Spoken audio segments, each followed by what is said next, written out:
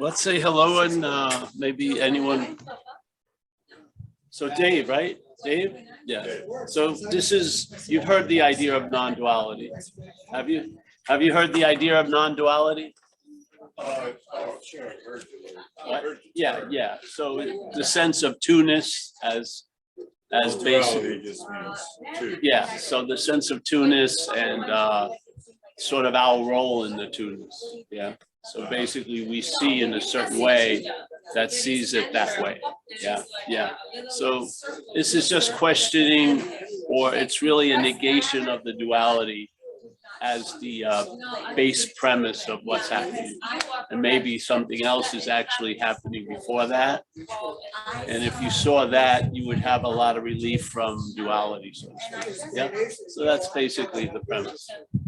Yeah, it's rooted in this idea of non-duality, which is just not two, it's just a negation of the duality.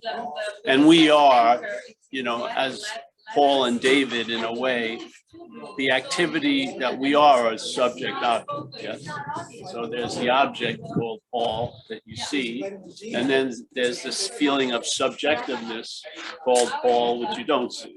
Yeah.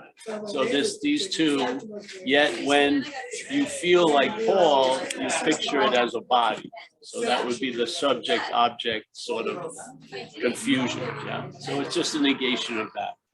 And what happens is that which you're not travels lighter. Just instead of, you know, failing constantly to produce a traveling lighter, by losing interest in the need to travel lighter, you travel lighter. Yeah, there you go. That's it. That's the whole message, really. So, yes, that's the whole message. Just pound away at it. All right, calm down out there. We're gonna start soon. Yes. Oh, no, I know why. Jeff, I want you to feel like you're a part of. Yeah, see this posture of being distant. Yeah, we gotta drop that. Yes. No, I'm talking to Jeff. Oh yeah.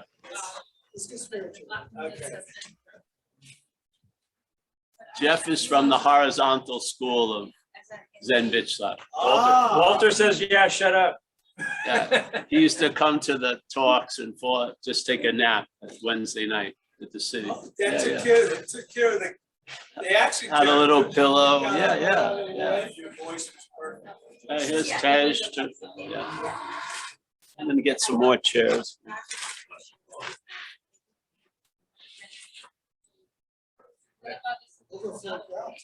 Yeah. Okay, Mike.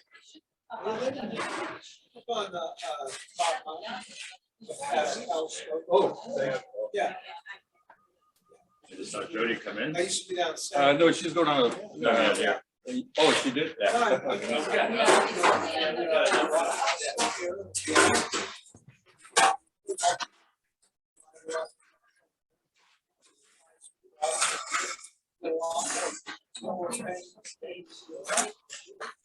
All right. You want to start saying hello? Start in a minute. Everyone, you know, this is what the group does before the talks. Everyone sits in silent meditation. There's two of them right there. They're in a deep samadhi. Yes. Right. Before it used to be like Yeah. this, every page had this. They're totally oblivious to what's happening. See, that's samadhi right there. That's true. There's someone else coming. Oblivion. It's Miss Tardy. Miss Tardy has arrived. She's here. That's true. Here we go. There you go. Oh, yes. The talking twins have stopped. It was important. There's Michael. There's Michael. Our technician. Yes. Some people don't want to be seen. Yes. I won't put the camera on. You know that. Yeah, just keep it up. Oh, there's an old criminal from Baldwin, Long Island over there. From the school of not getting caught. Which means you got arrested a lot. Yeah. All right. So any questions here? You have a question, Rebecca? No? All right. Well, yeah, just set her up. Uh, Are you on yet? Yeah, we're on. Yeah. Hold on. What is with this Don't poll though? skip my question. I love it. If Would, there's no one here, ultimately, I'm not at that recognition, just know it is a concept. And who's choosing when I hear there's choice? There's no free will, but there's choice. I don't understand. Who says that? I don't think that we have a choice either. Well, you don't. Okay, good. But you feel like you have a choice, and you're not that which feels like it has a choice. Yeah. So you don't try to waste time trying to convince that feels like it has a choice, because that's the programming of that which thinks it has a choice. Okay, good. Yeah. So it's like you wanting to talk to the machine about not being machine. It can only see everything as a machine. Yes, it's not going to work. Yeah, it's a waste of time, I feel. So basically, as Ramana Maharshi, great master, put it in a few of his places, you know, a few of books that were written about his teachings, they'd ask him, what about self-will? Yes, and predestination or predetermination. And he says, well, if there's a sense of an individuality, which is the programming of the action figure, there'll be a sense of free will. It's like a package deal. Yeah, so as long as the sense of individuality continues, there'll also be a sense of free will, because they're dependently originated in a way. Yeah, if this wasn't your life, whose life would it be anyway? If you're not choosing what to do or not do, then whose life would it be anyway? So they both support this premise, yeah, that which they one or the other couldn't stand on it alone, but they both support it. So there's a sense of Paul, and when Paul walks into Baskin Robbins, he's confronted with choice, 28 different flavors. He has a history of going vanilla, but he may want to break that and go with the chocolate. And so that thought process is the illusion that it has a choice. Like, all right, I could choose vanilla, but I'm going to go with chocolate. But it's basically, they did this test in, when I lived in Australia, they had this news show or something. And this one night they had a physicist woman, and they had her sitting in this chair, and then across from her was like a clock. And they put all these electrodes on her. And then they said, all right, stop it when you want to stop the minute hand, you know? So she did it. And then sometimes she said, I'm going to do it and not do it. You know, she played with herself. And then they said, all right. And they timed her when she thought she chose, and the brain had lit up a few seconds before.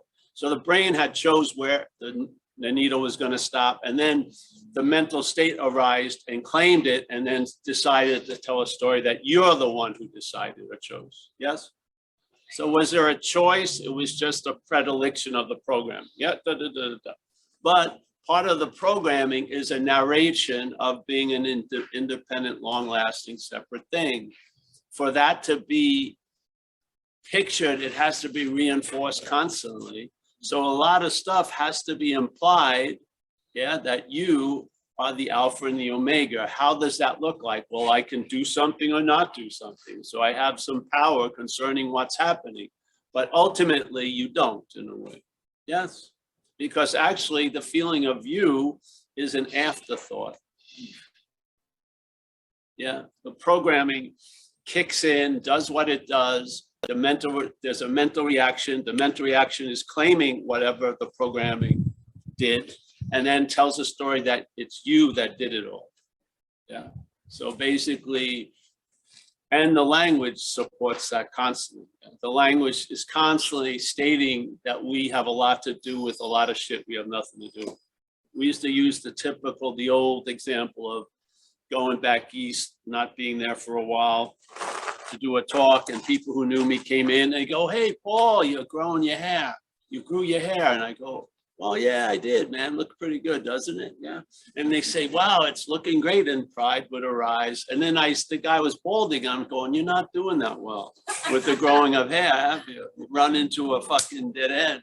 But we have a class every week and we grow our hair together. So maybe you want to join us. And then I have a line of shampoos I'll sell you and all this shit. And it's all based on the idea that I'm growing the hair. Yeah, all of that. but basically I'm just not cutting it. Yeah. Yeah. Yeah, you see, so the language speaks as if you're the doer about shit you have nothing to do with. Yeah. And truly, this is all riffing on the premise that what comes after is before. So there is seeing, hearing, feeling, tasting, touching. There is a mental claiming of that. And then the seeing is used to imply a seer, a hearer, a feeler, a taster, a toucher. Yes? And not only that, so there's the verb of seeing, and then there's a noun that's derived from it, which is the seer. But this is the real dilemma, is the seer then is presupposed to be before all the seeing. Yeah. So every seeing that occurs is used to reinforce the seer. Yeah. So you see tons of different shit all day, but there's only one seer of it all. You don't see it from 10 different Pauls and Jims and Marys. You're seeing it, and all of that claiming is going to the one little honeypot of Paul. Yeah.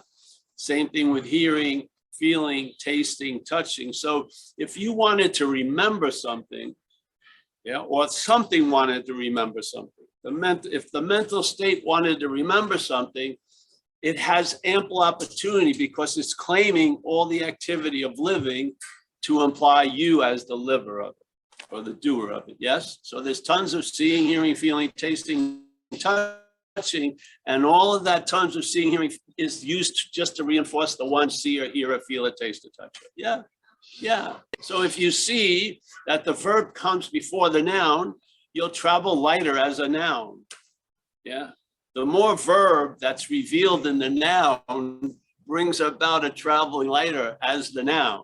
Yeah, not as the noun, really. It's traveling lighter from the noun, because now there's been things have been seen differently. Instead of the emphasis always from whatever verbing's going on being placed on the noun, you gain interest in the verbing and lose interest in the noun. There's no you that loses interest. There's a loss of interest. Yes. So something or nothing loses interest in the something. And so now its life here may start being emphasized as the verbing. So life is happening, and then clearly seeing life's happening to me as an interpretation, instead of having life's happening to me as what's happening. Life's happening. Yeah. Yeah. Oh, another one. Wow. Is the noun interested in what's happening? Well, there isn't a noun. There's a claiming of what's happening to imply a noun. And then part of the implying and reinforcing it is now it has likes and dislikes about what's happening.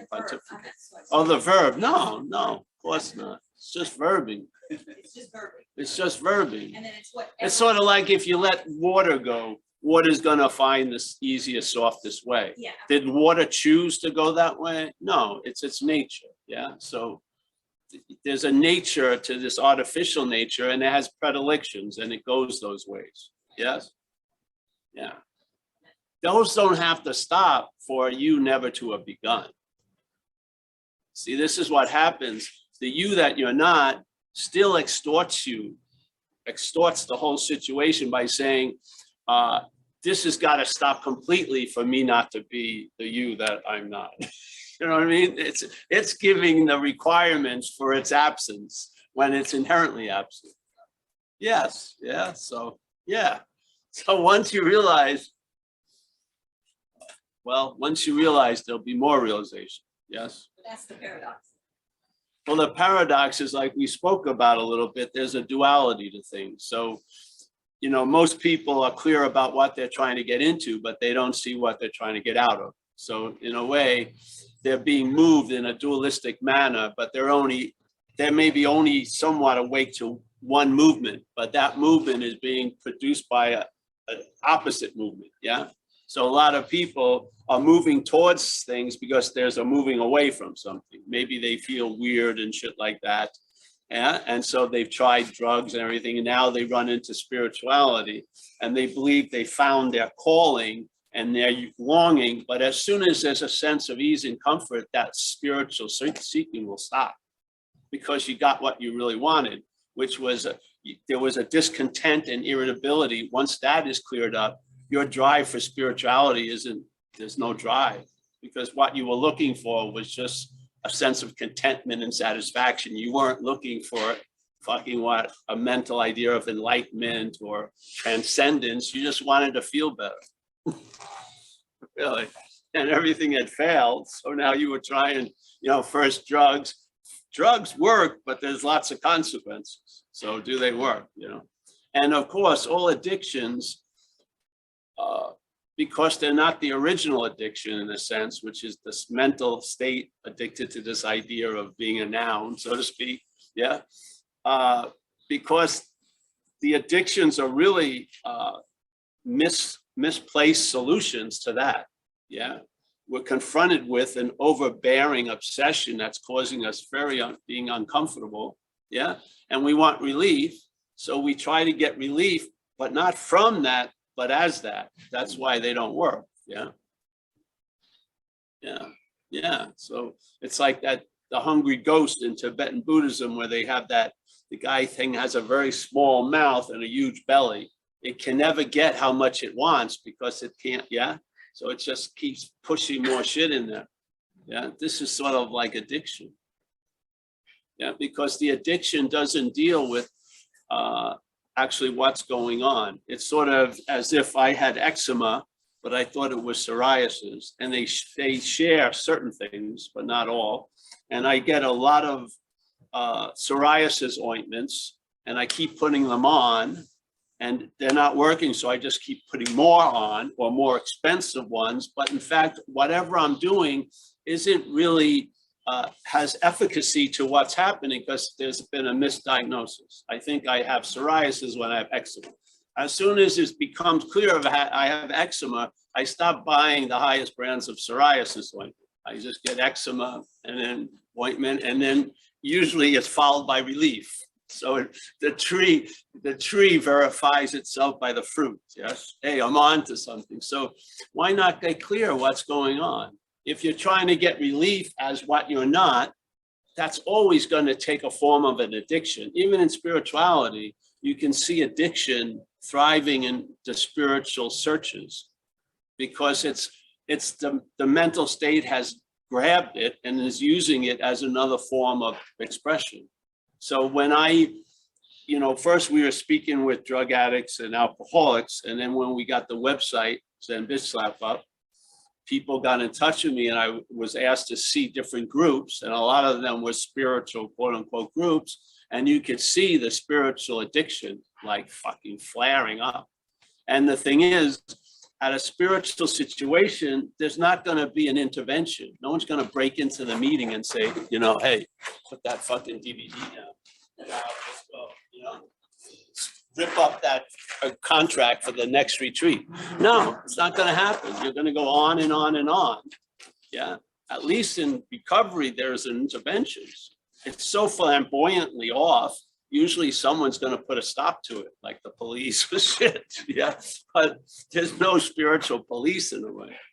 Yeah. I mean, if you're on your 38th retreat, maybe, that's not the invitation for you, so to speak. Yes. Yeah. And it would be nice to have a committee that would say, all right, this guy's asking to spend $3,000 more bucks for the 38th retreat. Hey, bro, it would be better spent. Yeah. Like a soup Nazi. No retreat for you. Yeah. Just no retreat for you, but there's nothing there, right? First of all, because we don't have a touchstone to what's really so. So we fall for what looks like what we think spirituality would look like. Yeah. Just like what they did with Jesus Christ in the West. He looks like a West Coast surfer, with the blue eyes and the hair. He was fucking Arabic or whatever. Yeah, supposedly. How did he get? He would have been they wouldn't have to hunt to him much if he had that look in the Middle East. He would have been sticking out like a sore thumb. Yeah. So, yeah. So we're always seeing everything from our own programming. Yeah. And so we want a solution that fits us instead of surrendering this that you're not into the solution.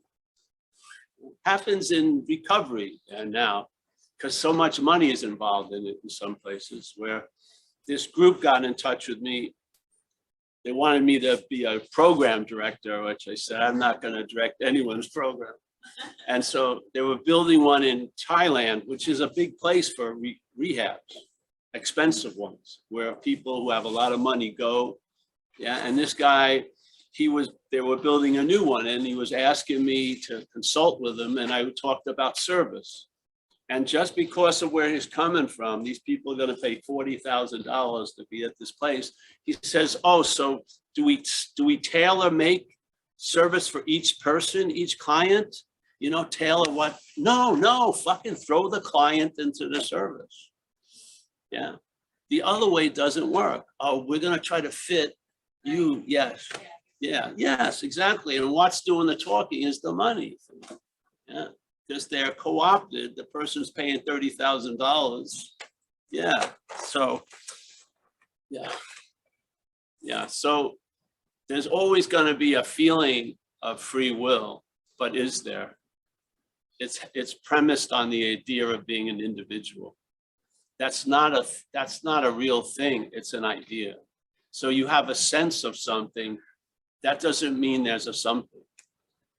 You take the role of being the something you're having a sense of.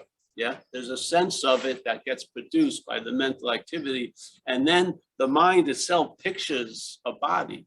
Yeah, and so when we talk about the subjectivity and the object, with the mental state calling the shot, so to speak, it makes up a hybrid. It attributes to the object the subjective qualities. Yeah, so when we speak, I say I'm seeing, and the I that's being stated is a picture called Paul. So Paul now, the seeing as the seer is pictured as an object. Yeah, the hearing as a hearer is pictured as an object. The hearer is an object, Paul, yet hearing is a subjective thing. Yes. Yeah. So this is a real confusion. And so a great master Hoang Po put it, he says, whatever can be perceived, which is an object, yeah, cannot be perceiving, which is the subject. Yeah. So the subject is not the object. It is in one way, but it's not as an attribute the object has. Yeah. So how is your life going to go if it's based on a false premise? Why do you want to have, it's like constantly getting obsessed with the trees and missing the forest. It's fundamentally something's going on in time that has you as a thing, yeah? And then saddled with subjectivity. And then it's like, look at what happens in these groups. People would be better off if they never heard the word awakening, because what the head does with it is another crucifixion. You should have been awake by now. What did you do not to? Yes, it's just another way of punishing you. And enlightenment's even worse. Yeah, because obviously, if they're saying you are what you're looking for, yeah, and it's complete and beautiful, and that's not your experience, in a self-centered view, you're going to be seen to blame. In other words, like the Course says, the feeling of separation, which is just a feeling, it's not true, yeah, is that you and I believe we separated from God, and we're out there running around fucking up and everything. And we're trying to avoid Judgment Day because we know we're really far. Who the hell would separate from God? Yeah, but it never happened. But it appears to happen in time. Yeah, because time is the dreaming. And if you don't believe that, see a dream at night. Let's say you have a 5 seconds of a gulp of a slurp. And then the next night, you have a 300-year epic. You're dreaming of yourself with the Mongols and then into the Ming Dynasty and shit like that. And you're 8, 9 incarnations. How long does it take up to wake up from both dreams? Because time is not relevant in awakeness. It's only relevant when they're sleeping. Yes? You would think if there was a 300-year dream, it would take a few hours to wake up from. I mean, really. And that would be you'd be on the platinum level. For others, it would be like 100 years, 3 hours, 4 hours would be fucking advanced getting out of the dream.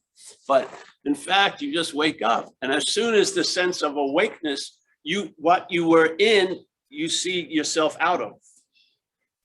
And actually, you never saw yourself in it, really. Yeah. But we don't have a morning here. Like we don't have a morning concerning the night dream. Yeah. If we didn't wake up, the dreaming that we were in would be as real as ever. There'd be nothing to compare it with. It would be reality. But we wake up into this dreaming. We have a morning that sheds the light on the night dreaming. But what's shedding the light on the daydreaming, the awakened dream? What's shedding the light on that? Hopefully satsang. Yes, hopefully satsang. Maybe you have to whisper, you're awake, you're awake, you're awake. Who knows? Because you are already, yeah? But you may not be awake to that fact. You can, because the dream is continuing seemingly from the night dream into the awake dream. We think it was over when we woke up.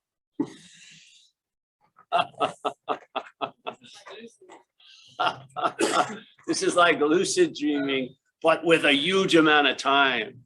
The time drags shit on. And it also connects to the dreaming before, yesterday and the day before, where a lot of dreams at night don't. But this has a connective tissue that you dream of Tommy.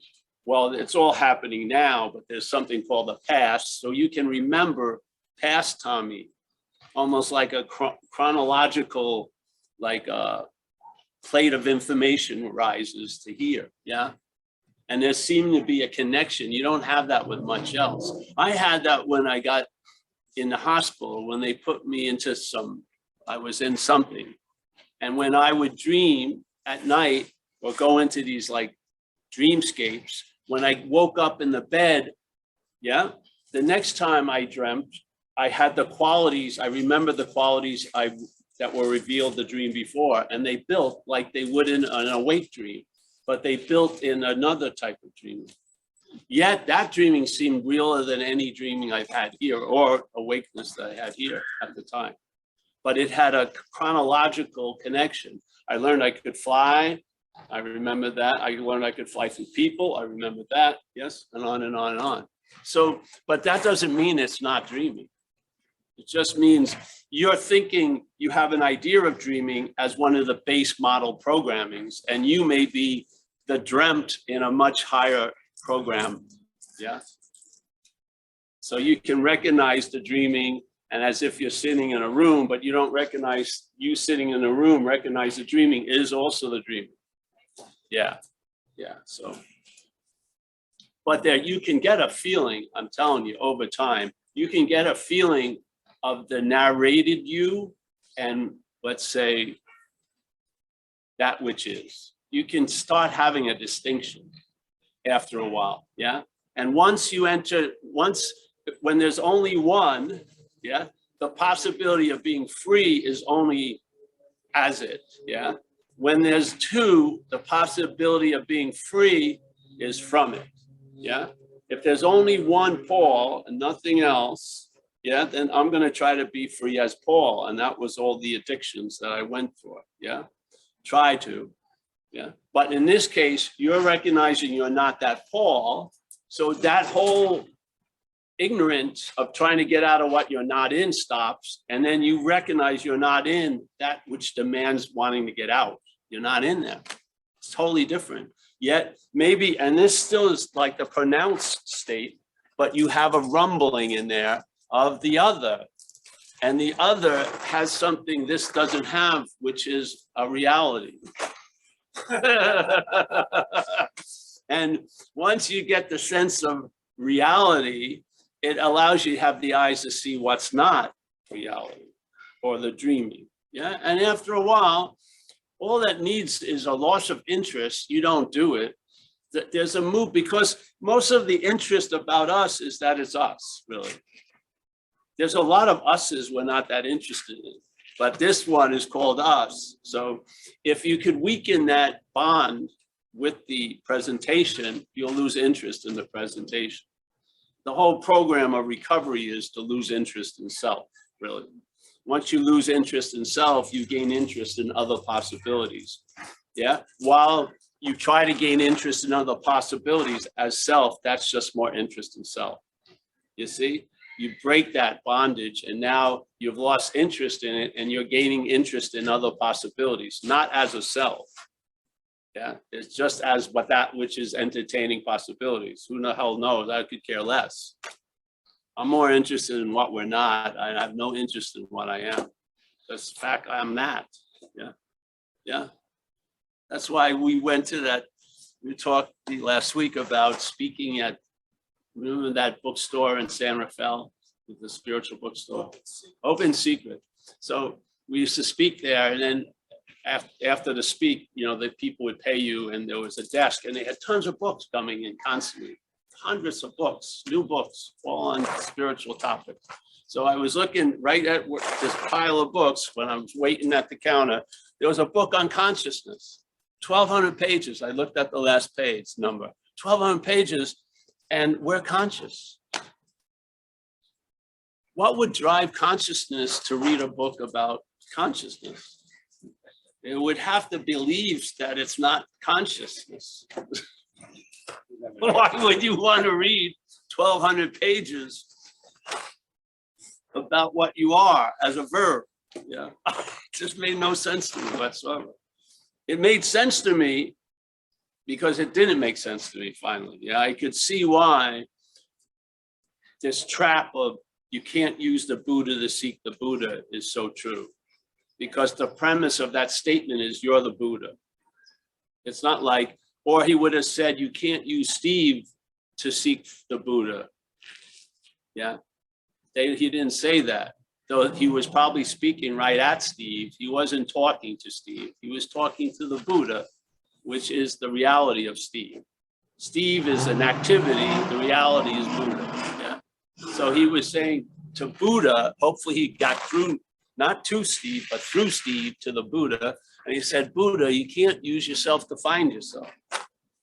Credible information if something's doing exactly that or seemingly doing exactly that, yes? And he says, you can't use mind, big M mind, to seek mind, and you can't use light to seek light. So obviously I would imagine Huang Po was seeing, let's say, Tommy, Amelia, Paul as Buddha, light and mind. Yeah. And that's the premise of non-duality. The premise of non-duality is being ourselves reality. That's the premise. Being ourselves reality, we're going to look at what we're not. Yeah, because obviously trying to look for what we are from what we're not, it's not working. Yeah, so let's look at what we're not from what we are. Switch it around and see if it works. And it has, and it does. Yeah. And as a byproduct, this finally gets to succeed in traveling lighter, not of its own doing, which is a very humble, very grateful, very honoring condition for this. And I'll tell you, as an action figure, those are high qualities to be brought out of an action figure: gratitude, honor, and humility. Yeah, to realize something is done and is doing for it that it can't do for itself is fucking that's a healthy posture to be in, to tell you the truth. Yeah, as the action figure. And then there's a lightness that ensues that, of course, the action figure wanted to believe that everything was going to get great and there'd be no problems ever again, but that's not the case. Things happen, but now whatever happens, you'll be able to travel lighter through it. And then after years of that, you come up to the conclusion, what more do you want as an action figure? If you want transcendence, it's not available. If you want union, you're not separate. If you want, to merge, forget about it. You are that, yeah? So all these things, all these like fucking imaginative like things, trying to get out, you're saving yourself a lot of time and trouble because you're not going to get it. You're not going to get the experience of what you are because you're that, yeah? So all those, fucking targets that are never going to be reached drop. And now you're here feeling content and satisfied. And maybe you have a little bit of excitement about an oat milk latte in an hour or two. Far out. That works. Could be a part of having a good Saturday. Yeah. And therefore, all those drives, which just had different uniforms. It was the same drive when I was a kid, writing, reading Poe and science fiction. I was just trying to get out of fucking what I thought I was in. And then I got introduced to drugs and alcohol, just try to get out of what I thought I was in. Then I went to spirituality. When I got mad at back, I went back to drugs and then came back and I ended up back in spirituality. And then I ended up finally doing shit. Finally, the dogs were called off and I was still alive and I could just have a real sense of relief and contentment, not by achieving or acquiring anything, but I lost it. I was liberated from the need to be liberated. Fucking far out. I really was. I have no interest in it whatsoever. When some of my friends, they love to use the word amazing quite a lot. And after one amazing, I'm just sick, Amazing, I found a new process. Amazing, this is 30 years of processes, which has worked. Yeah. When a process works, it ends your desire to process, I hope, that to me. So that came to an end and it's been very good. And that's why I have tons of faith in satsang, because satsang was, if there was a vehicle, it was the vehicle. I had done enough already. I'd gone to enough places already. I finally stopped. One of the first things that dropped off, I'm never going to ask a question again. It was obvious what was being said. I was in that vice. I've been trying to get out of me as me forever. So I'm just going to shut up and just sit and have shit revealed. And it was. And a peace came over the whole thing. And an acceptance of this action figure, because seeing it as me was not an accepting level, because it's the only way I can really accept it is as not me. Yeah, it needs too much work if it's me. Yes. There's too many blind sides. I can do great for like 200 days and I put my foot in my mouth like I did the other day at the real estate place. I told some shit just happens. Yeah. So, I mean, those imperfections are part and parcel of the expression. They're not meant to be washed away. They're meant to be accepted, yeah? And I can make amends when I put my foot in my mouth. Yeah, I don't have to hide that, I don't have to move out of state. I can just say, hey, I said something stupid. What? You can say, yeah, for sure. I say a lot of stupid things. Yes, there's such a freedom in that. Yeah, so. This isn't a draft, obviously. You come here, if you don't like it, it's fine. It doesn't matter. Yeah. What mattered to me was hearing the possibility. Because I'll tell you, you can live a life with a lot of limited possibility. You may not hear a lot of shit here. Yeah. There can be a lot of blinders on. And it was nice to hear this possibility because it worked. It fit, the shoe fit and I've been wearing it. And that's the real value, is that the possibility was available. Because I was in there practicing and meditating like a devil for 14 hours a day out in fucking forest in Thailand and shit. And none of this came up, none. Even though I read non-self, none. It was through satsang that it was all put together. And I realized exactly, the seeker, the story is not the seeker and the sword. The story is the seeker is the sword. Not sword, as some people thought I said. Sword, S-O-U-G-H-T, sword. Yeah, the seeker is, someone thought I said the sword right here. He's going, seeker is the sword. I don't understand. The seeker is the sword. What's being looked for is what's looking. Yeah. So. Yeah, that's good. Thanks for the question. Yeah. It occurred to me too that there's, just like traveling lighter, that there's, so you can't judge that or actually evaluate that, but there's less choice. Yes. Because there's presence, right?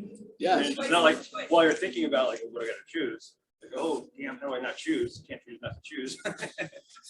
But also the thing is, there's a lot of seeming choices based on how can I get into the moment, based on the insane idea you could be out of the moment.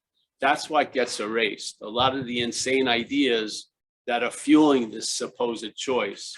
And you're doing a lot of shit with the hopes of arriving somewhere later.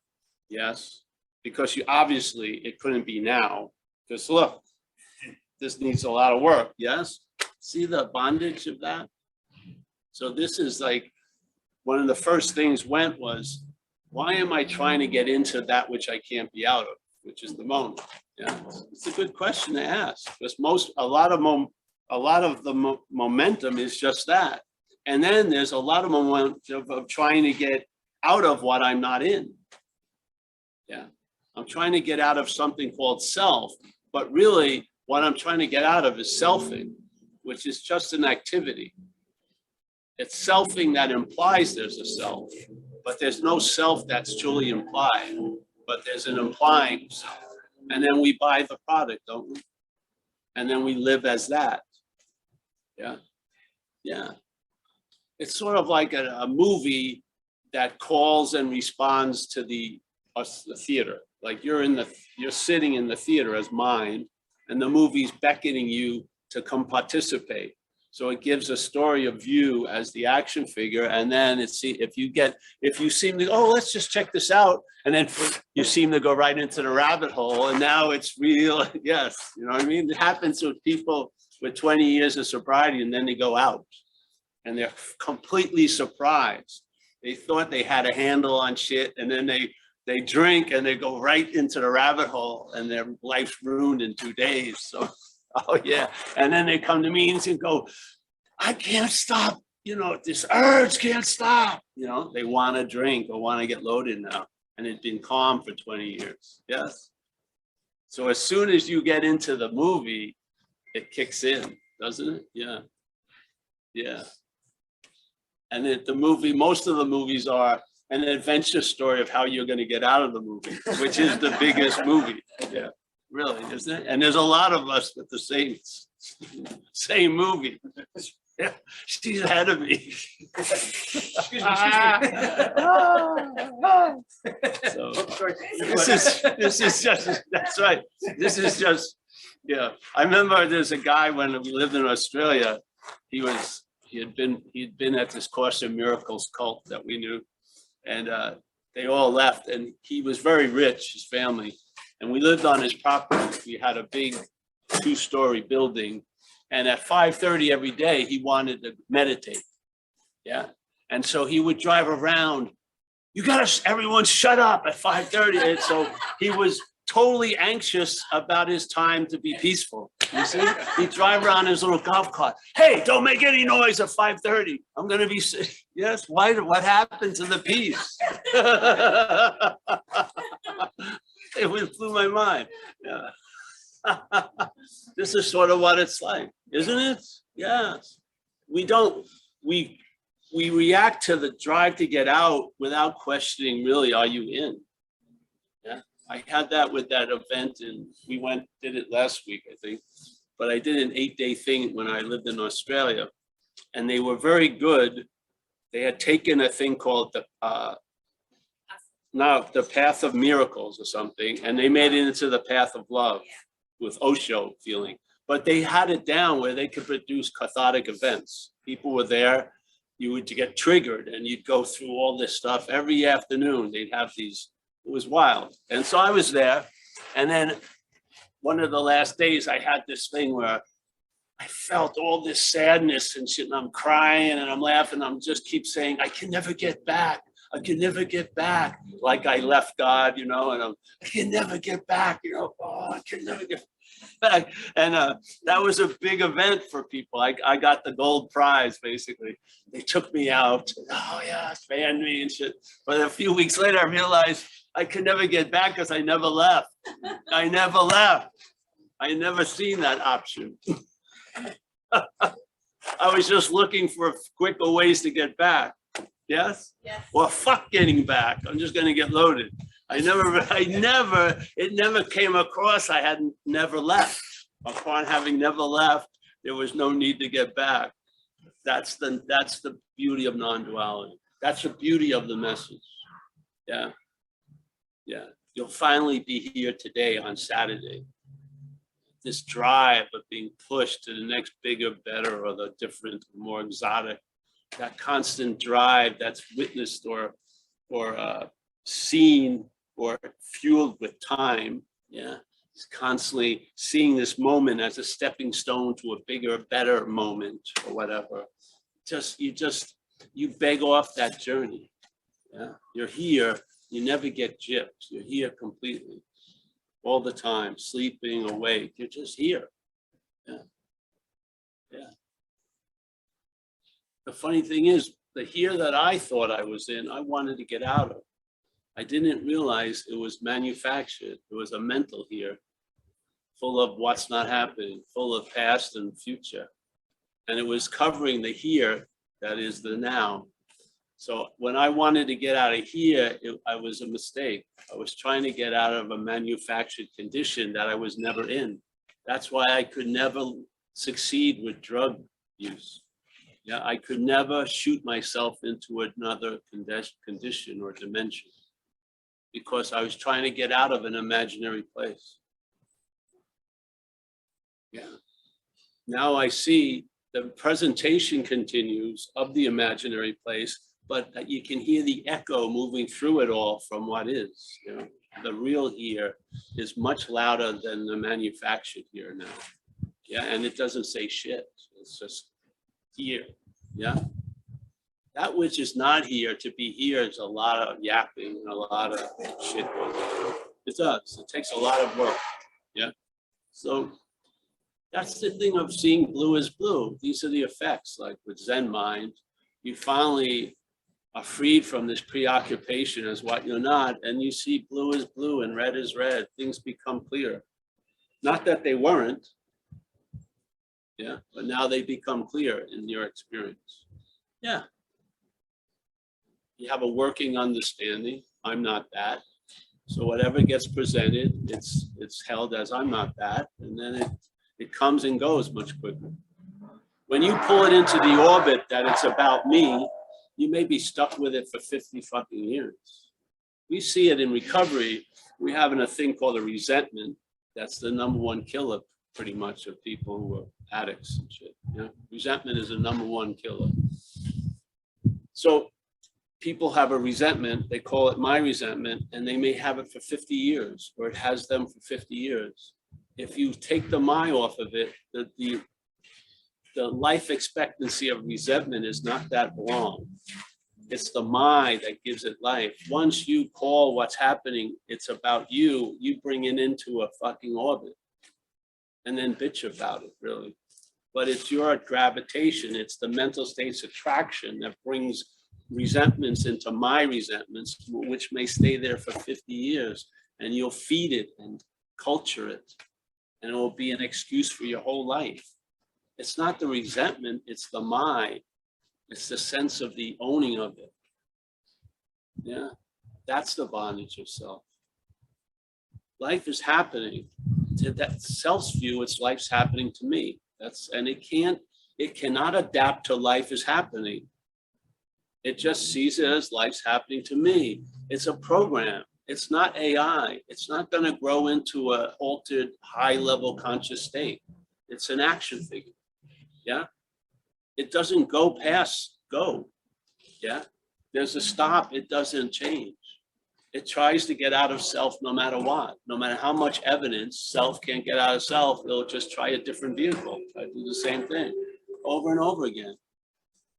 Yeah. It's sort of like when that lady with the story about the snake, and she takes care of it, feeds it, puts it in a nice little box, you know, rubs moisturizer on it, looks a little dried up, and then she's walking around with it, and the snake bites her, and she goes, "Mr. Snake, why did you bite me? I've been so nice to you. Hey, I'm a snake."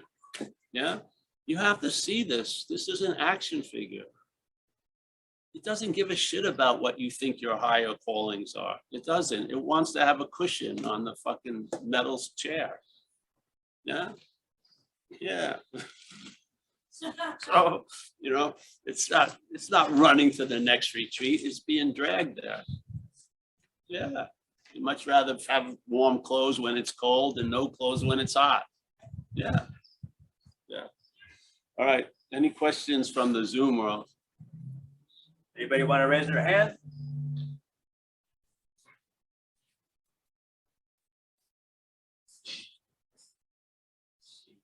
I can't see if anybody's waving. You have to raise your We hand. have, we need the blanket. You can't see the Zoom. No hand. Oh, got a hand from Kenneth. Oh, Kenneth from Vancouver. Go ahead, Kenneth. Until. At least not suffocate on it. Hi, Paul. Hey, Kenneth. 2 weeks ago, I think you mentioned about conceptual and non-conceptual mind. Perceptual or conceptual? And conceptual Conceptual, yeah. and non-conceptual mind. You are reading from a Tibetan book or something like Yeah. Yes. that. Now, One would be the big M, the other's the small M. Right? okay, that's what I wanted to find. So selfing would be from the conceptual mind. Yes, it's the conceptual mind. Yeah, because selfing is a concept. Yes. And what would you say, like, is awareness non-conceptual? Awareness is not conceptual, no. Awareness is just a space that's illuminated, I think. Let's call So it. whatever arises in awareness, what would that be? And whatever arises in An appearance, appearance, okay. appearance, yeah. Okay, Ultimately, obviously, it's coming from what it's appearing in, which would be awareness, but that's an ultimate thing. So just, okay. yeah, awareness is allowing appearances to arise, yeah. Or it's not even doing that. The appearances arising and it's aware of it, yeah. Okay, so It's not, the verbing, it's not choosing to be aware, it's aware, so. okay, Yeah. even the verbing, say you have verbing, not selfing, say verbing would be arising in awareness too, is it right? Yes, yes. Yes. Verbing's happening as much as verbing's is happening. But It's you the are idea aware that's of it. happening to you is when the noun is injected, yeah. Okay. Now the other question is, when you say I am awareness, that is an arising in Hold on 1 awareness. second, Ken, hold on. So when you say there is no life happening to you, doesn't mean there's not a life happening. Life's happening, but it's just Okay. not to you. Yeah, yeah. So Okay. actions are happening, Yeah, seeing, hearing, feeling, tasting, touching, but they're not happening as you or to you. Yeah, okay, that's an add-on. Yes. okay, Right. thanks. I think it's clear now. Thank you. All right. Yeah, there isn't like two choices. There's life's happening and then there's an interpretation of life's happening to me. Yeah. Obviously, the interpretation couldn't occur unless life was happening. So which is the essential? Life's happening. Because the unessential is life's happening to me, which is an interpretation of life. It can be incredibly good for comic value. Yeah, you can write books and shit and poems and everything, tons of stuff it can bring about. But when that noun is now the supreme noun before all verbs, there's going to be trouble brewing. Yes, because you're off. That's not of your nature, really. Yeah. So you'll be like the hungry ghost. Fame may not do it. Money may not do it. You know, this may not do it. Something may satisfy you. The next day you're not satisfied. You need something different. On and on. And that's fun and games until it's not. Yeah. And of course, if every time this activity goes on, the claiming of it is getting a larger reflection of self from it. Yeah. So then there's going to be a strong urge not to give in. I mean, the head wants to keep addiction because it's getting a big reflection of self. Yes. So you think what you're doing has an agenda, but there's another agenda happening that you're not aware of, which is the mental agenda, which is to get the greatest surface reflection of self. So one of the biggest surface reflections of self in me was spiritual practices. I felt like a much better, bigger self when I was doing good. Yeah, and I thought there was a huge difference between meditating and washing the dishes, because my mind had given a lot of meaning to spirituality, which it didn't give that much meaning to washing the dishes. So it was, in a sense, more dangerous for me because there was a larger investment in what was getting projected from the stuff. The claiming of meditation was like a gold mine, because the old gold mine of claiming to be the drug addict had dried up. It had found a beautiful gold mine of claiming to be the spiritual, you know. Yes, it was it was trading that stock a lot. Yeah, it was. If someone said, "Man, you look really clear," that would last for a few weeks. I got to work on that more. Yeah. Now you just do dishes. Yeah, so the thing is, you can see where the importance of the head is. Yeah, we do it in recovery when you do an inventory. It's based on self as what has defeated you. And then by looking at resentments and other common manifestations, you see the agenda of this mental activity of selfing. In other words, like when I went into recovery, they said, "Hey, bro, you got to be willing to save your ass instead of your face." Yeah, got to be clear about that. But at that point, I thought my face was my ass. I did. I had so much pride in being a junkie in a weird way. Yeah, because I could shoot coke for 8 days and not tweak out, where other people were looking under the door or through the blinds, that they were like minor leaguers. And then I'd be attracted to meet the big heavyweights, and we'd all be up there for 10 days. A lot of fucking pride in there. Yeah, in that small little pond. It doesn't matter what you're doing, but it's nice to see that agenda and what it lays importance on, because it has more importance in some things than others. Yeah. Yes. Yeah. So some people have a lot of importance in money, and they have a fear of not having enough. And if their $1 million drops a little low, they flip out. The anxiety kicks in because it's never going to be enough. Yes. So these are all like the fields of play of the selfing. Once it gets established, it just starts fucking riffing. Yeah. Yeah.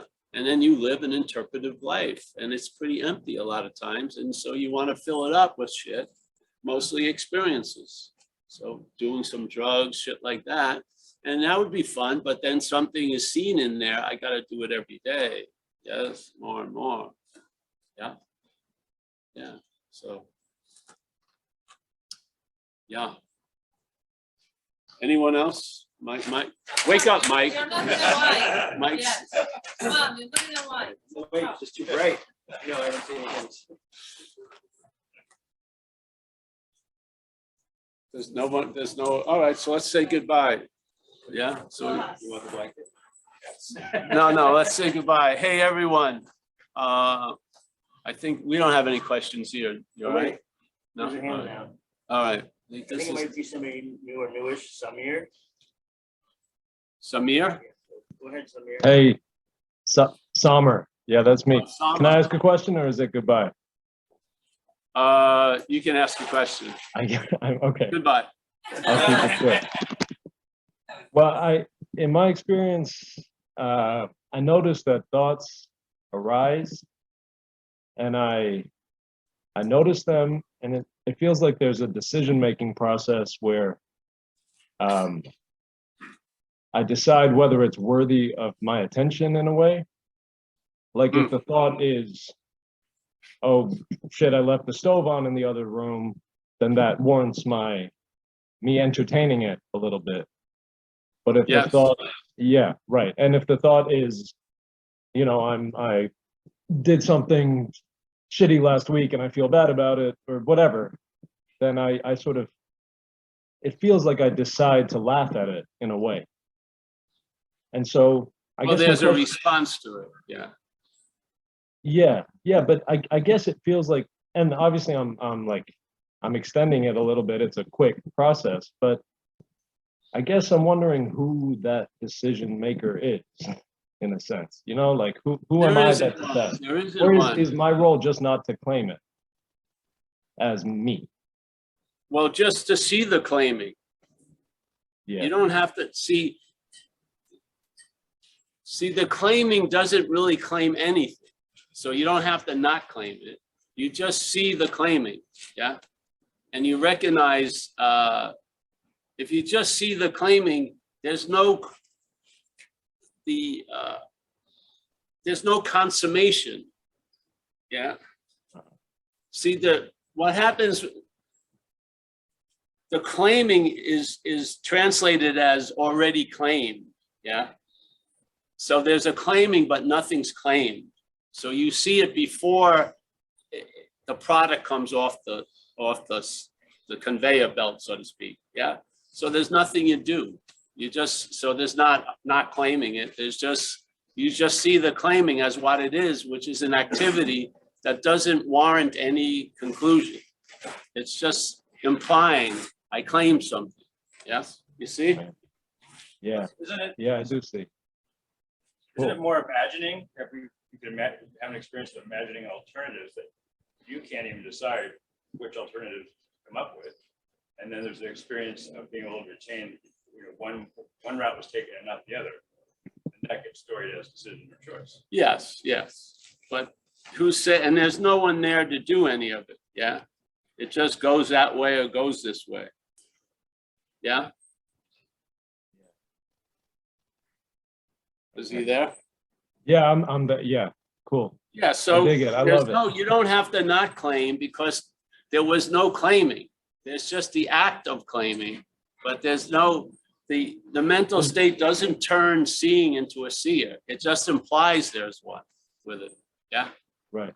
I guess, So the I guess claiming is sort of like, I claim this and it uses it in a certain way. So it claims what's happening and uses it. It's not the claiming.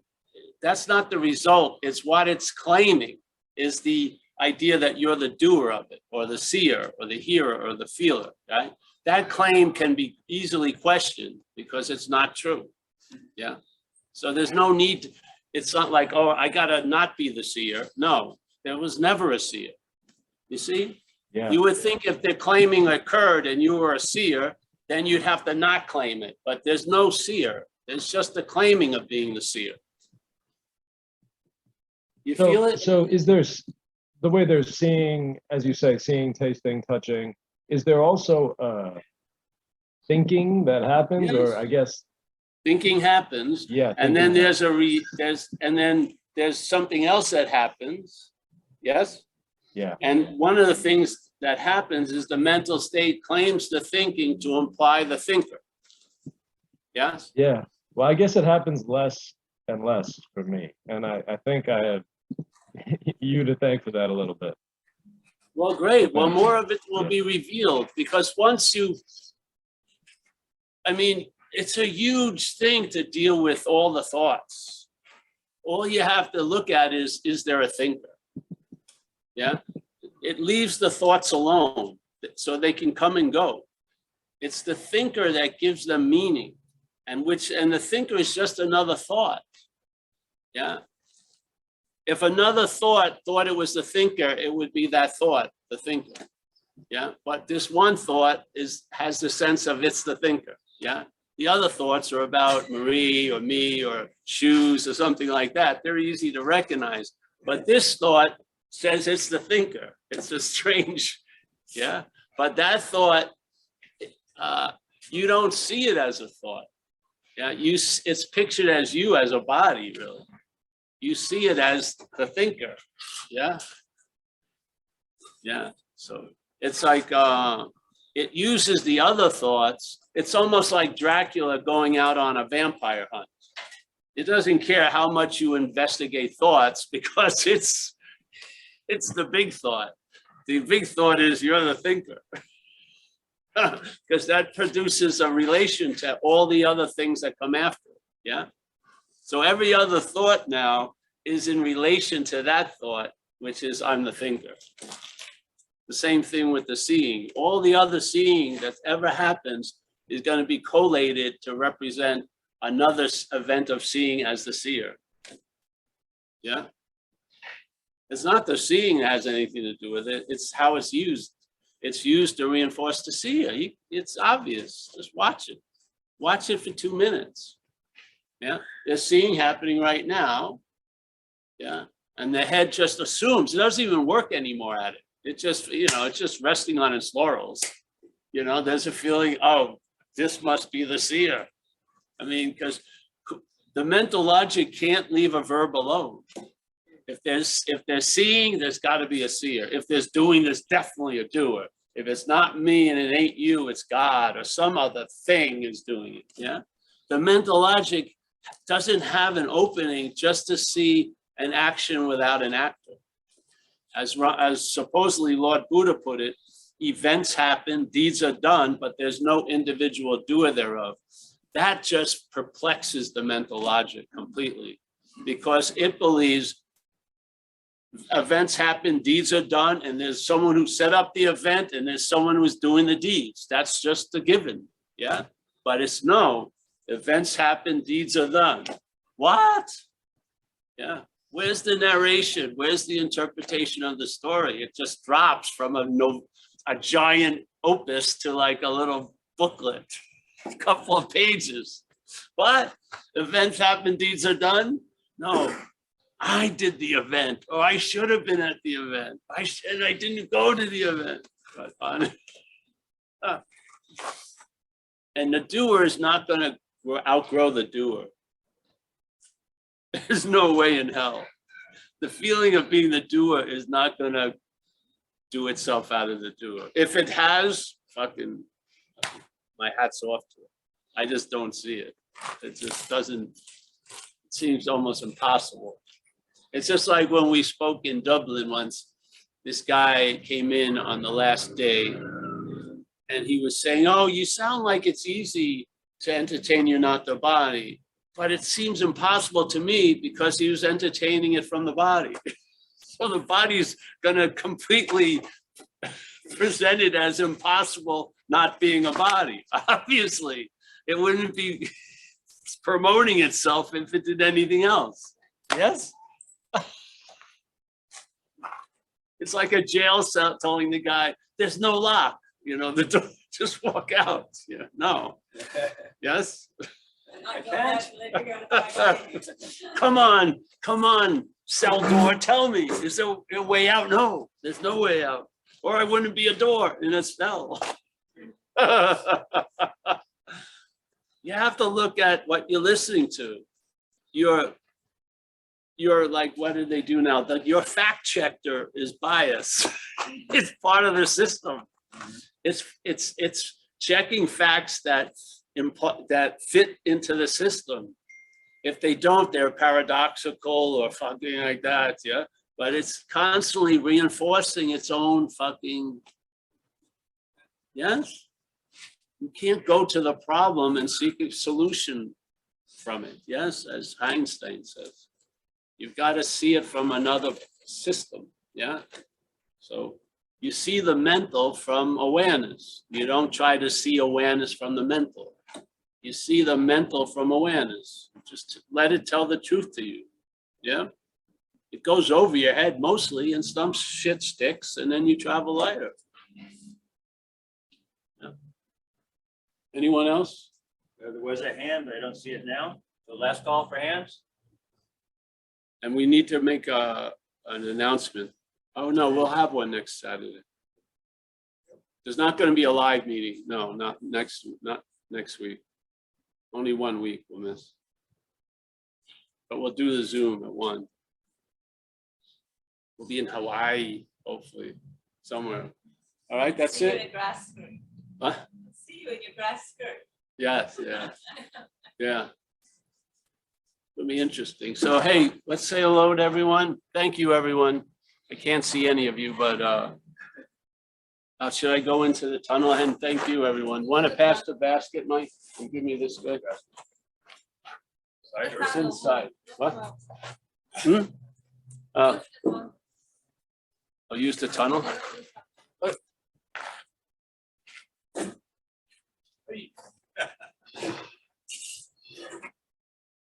All right. thanks everyone for coming today. Thank you, Paul. And we're gonna go to the firehouse for coffee. Hey, everybody. I'm trying to say hello. I don't know if you can see me. Do I need that thing? Oh, yeah. Hold on. Here, I'll hold it. All right, you got it. All right, I'm in the tent. Samir, nice to see you. If I get to Kenneth, thank you for the talk. We got Leah. Nice to see you, Leah, Florida. I may miss some names here. Johannes, nice to see you. Kaylin from Romania. Yes, see him. I can't see. Oh, there's a new. We got Mike C. Mike C's up. Whoa, very good. We got Tariq from Dover, New Jersey. We got Angie. Nice to see you, Angie. Everyone else that's here. Do I move this thing? Is there more? I think. Oh, wait a minute. Yeah, you can do that. I don't think it went anywhere. Oh, yeah, it did. Hey, listen, everyone, just thank you. I can't see you much. We'll be here next Saturday. The only one we're gonna miss is the Tuesday afternoon non-duality thing. And yeah, and maybe we'll have a little meeting on Tuesday morning for the recovery. Only for like a half hour. So 10:30 to 11 Pacific time. All right, we'll see everyone the next time. Thank you. Bye. Mike, you want to go in there? Thank you, Paul. Thank you. Yeah. Thank you. It's a boy. Oops, sorry. Thanks, Paul. Thanks, Mike. Complicated. What? Yeah, yeah. Yeah. Yeah, we're gonna do the Zooms there. We have some meetings set up, somebody does. But I don't think we're gonna do much. We're gonna check out Hawaii. Yeah, Possibly nothing, not 18. Are you going to Big Island? yeah. The big one. You're gonna spend your whole time in Big Island? Yeah.